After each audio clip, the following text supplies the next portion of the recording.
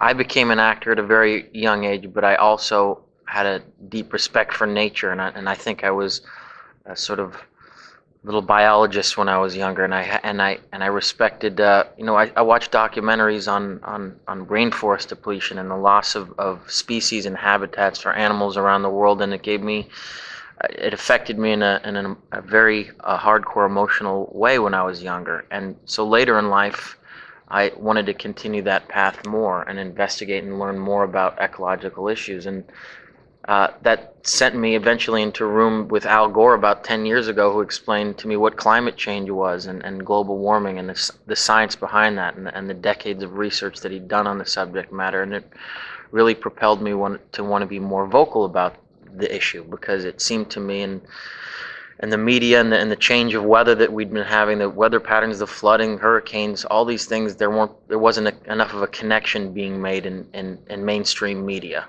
And so it made me want to become more vocal about it, and it led me to work with organizations like Global Green and NRDC, and made me more proactive in the environmental movement. And it seems now more so than ever we're at a real tipping point, and certainly in the public side, global warming is at the forefront of a lot of people's minds, and it's being talked about more so than ever. So it's just an exciting movement to be a part of. I think it is the movement of certainly my generation and the next generation. I think it's galvanized the younger generation more than any other movement in years, because it's so universal, and it's just exciting to be a part of. That's all. We talk about voting with your dollar. Yes, every time you do buy something, you're advocating the way that company does business, and by buying a hybrid car or buying something organic or green, you're essentially making them create more for a marketplace out there, and that will eventually grow. And I think that's the point of the whole situation, that we'd all love to live in a world where we wouldn't have to think about these things. The consequences of what it took to create a certain product have been shielded from us to a certain extent. We don't really see what kind of ecological damage went into the creation of something, and then what happens when it's thrown away. We can start looking at the world not as a disposable place, and if it's not a disposable place, you can't really have disposable consumption, which is really what a lot of that level of consumption we're talking about is geared towards. But 11th Hour Action is something we're trying to get up as fast as we can, given that we're in the middle of bringing the movie out. But there's so much momentum. You come out of the film, what can I do, what can I do? And this action side is an attempt to build what Kenny was talking about, that horizontal connection, that connection between local communities. What we're really encouraging is local communities to come on, sign on, create a group, like a profile, like these networking sites. Create a group and say, look, Wichita, Kansas, we're in this little neighborhood and we want to put solar on an elementary school. That's our goal. And then the site will connect them with resources on how to do that. And then we want to hear from the group to say, hey, did you do it? Ever since I drive up, this is my new water bottle that I made this connection. Okay. No, it's really funny. It's not that funny. But here's the deal about personal action. And we have a Prius. We were able to get a Prius, so my family has two of them. I walk to work now. We buy only organic. There's no chemicals in our house. Our office, we don't have the lights on. We use recycled paper. We compost. I'm growing food in the backyard, blah, blah, blah, blah, blah. But then, okay, so how do you take it to the next level? This is the thing. No one's perfect. You're trying. We live in a society that's certainly not green.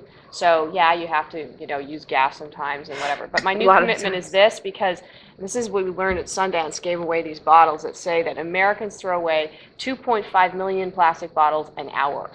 An hour.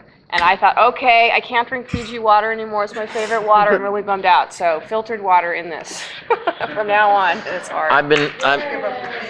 Give up the Fiji.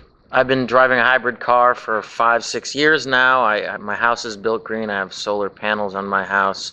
I do most of the stuff that she does except walk to work. I've yet to hear a candidate that has clearly laid out their environmental policy in a way that's inspiring to me, and I think that there's a lot of time left, and I'm waiting for the right questions to be asked, and these candidates to give really clear responses to what they're going to do in a tangible way. Not a lot of rhetoric. I want to hear I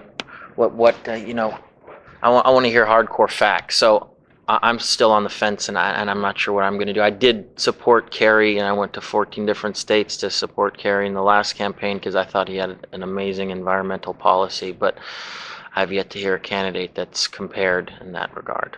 This is a gigantic worldwide movement that needs to cross cultural boundaries, religious boundaries.